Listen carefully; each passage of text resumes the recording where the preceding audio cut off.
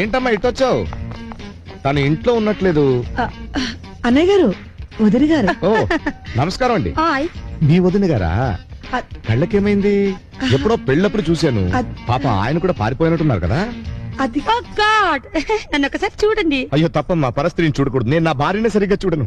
అంత నిష్టానా? అలా కాదండి, చూడడానికి కొంచెం కష్టం. 2 కళ్ళు చాలు. మీరులా అంటున్నారని నేను ఇలా మారిపోయి బూట్బుల్ గా వచ్చాను. ఐఎమ్ యువర్ వైఫ్ అంజలి. అలా చూడకండి, సిగ్గేస్తుంది. నువ్వు నా పెళ్ళానువా? టోటల్ గా మారిపోయాను. ఎలా ఉందండి, బాగుందా? వేషం మార్చగానే నువ్వు నాకు పెళ్ళామేంటా అనిపిస్తోంది. మరేనండి, వేషం మార్చగానే మీరు నాకు మొగుడేంటా అనిపిస్తుంది. Psychological feeling. ఏమండి, మీరు కూడా మారిపోండి నాలాగే మోడర్న్ గా. నేను మారిపోవాలా? మారండి బాబు, లేకపోతే వానర్ మారిపోయేలా ఉన్నాడు. ఇదిగో ఇలా ఊసరవల్లిలా రంగులు మార్చడం నా వల్ల కాదు. నీ సోది ఆపు. అసలే పొద్దుటి నుంచి పాత పాటలు వినకుండా నా మతి పోతోంది. అవును, తాతల కాలం నుండి పాడుతున్న నా గ్రామఫోన్ ఏదే కనపడి చావట్లేదు. అదా, అది ఇంకెక్కడుంది? ఎక్స్చేంజ్ ఆఫర్ లో చాప వాడికి ఇచ్చేసి జీడీ తెచ్చాను.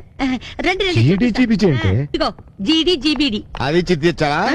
ఇది కీమోటు. దీన్ని నొక్కితే పాట వస్తుంది, దీన్ని నొక్కితే నువ్వు వస్తావా? మనకు కావాల్సిన పాట వస్తుంది. చూడండి. ఏది నొక్కలు?